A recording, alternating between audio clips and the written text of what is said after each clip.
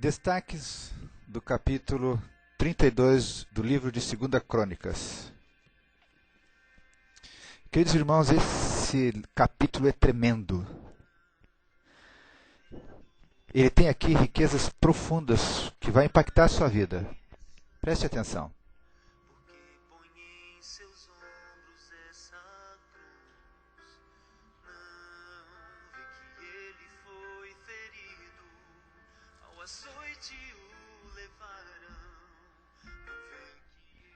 No capítulo anterior, nós vemos que o povo de Deus se consagra e o reino de Ezequias começa a prosperar. Mas no versículo 32, esse que estamos destacando agora, nós vemos que o rei, no versículo 1 diz que depois dessas coisas, dessa fidelidade, veio Senaqueribe, rei da Síria, e entrou em Judá. E acampou-se contra as cidades para tentar dominar aquele povo, o povo de Deus. E nós vemos aqui que a primeira reação de Ezequias, qual foi a primeira reação dele? Foi de desanimar, de chorar? Não. A reação dele foi de planejar, de se mobilizar. E assim ele ajuntou o povo, mobilizou o povo. E no versículo 4, versículo 5, nós vemos aqui que ele se fortalece, fortifica, se organiza para levantar os muros, edificar o muro, quebrando as torres, levantando o muro, ou seja, preparando a cidade, preparando a nação, o povo de Deus para enfrentar aquele rei, aquele inimigo que estava ali. E ele, além disso, ele pega, no versículo 7 diz, chama o povo e diz, se esforce, esforçai-vos e tende bom ânimo, não temais, nem vos espanteis por causa do rei da Síria. Ele diz, há um Deus maior conosco. Ele diz, o rei da Síria tem um braço forte, mas conosco tem um rei que é Senhor. Está conosco o Senhor nosso Deus para nos ajudar, para guerrear as nossas guerras.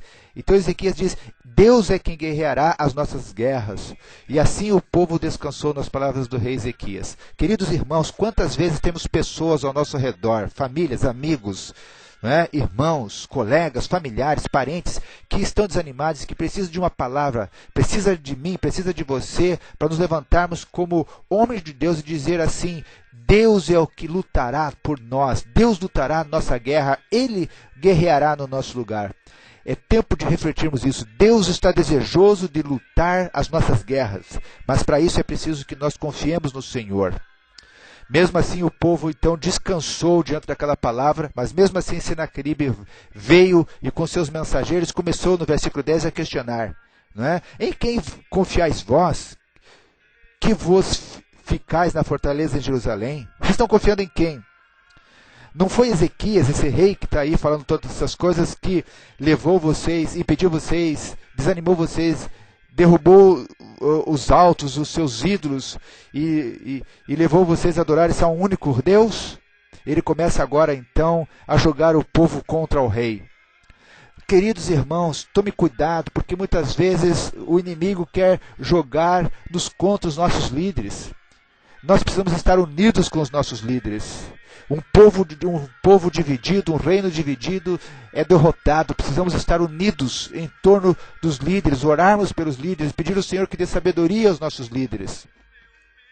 E o rei Senaqueribe continua ainda jogando agora, quando não conseguiu jogar o povo contra o rei, ele tenta jogar o povo contra Deus, diz assim, olha, as outras nações foram destruídas, os deuses das outras nações nada conseguiram, no versículo 14, fazer para proteger o seu povo, e o Deus de vocês também não vai fazer a mesma coisa. E ele diz, qual é de todos os deuses daquelas nações que meus pais destruíram, que pôde livrar o seu povo da minha mão, para que o vosso Deus vos possa livrar da sua mão?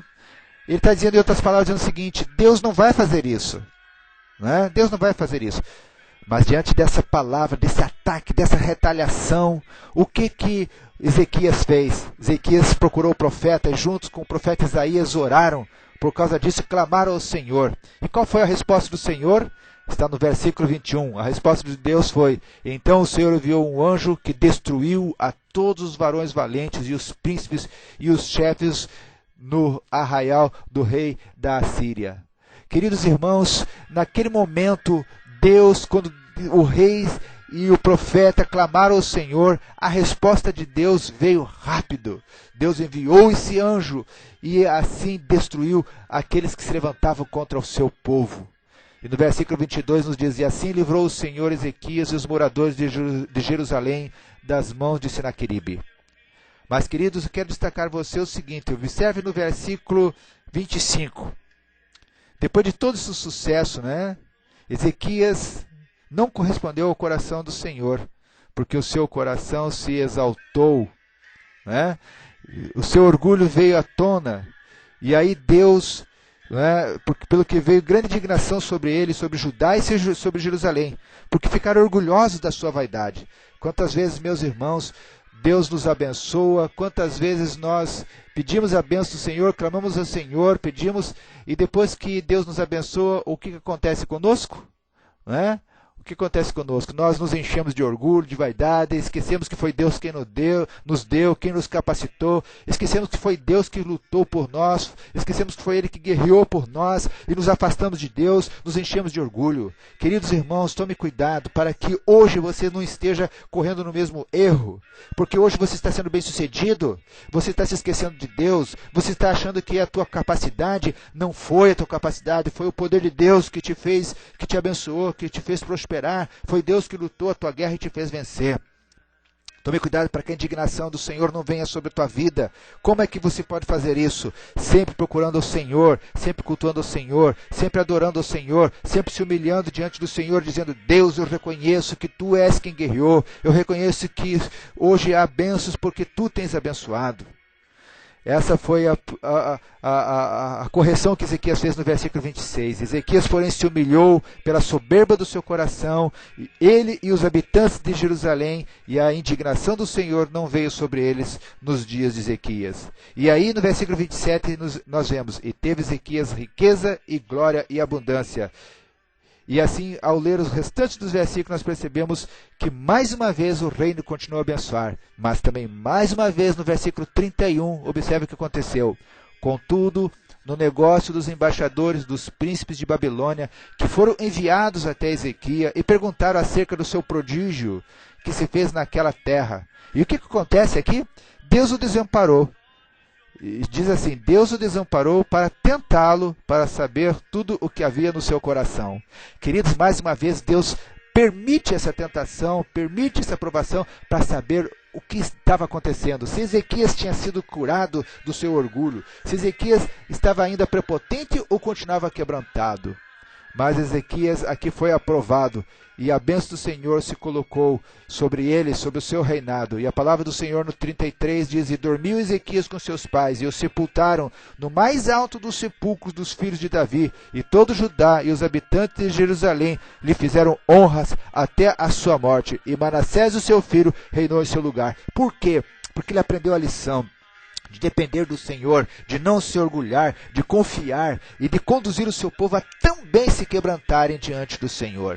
Queridos, eu, você, como homens de Deus, como mulheres de Deus, precisamos ter essa postura.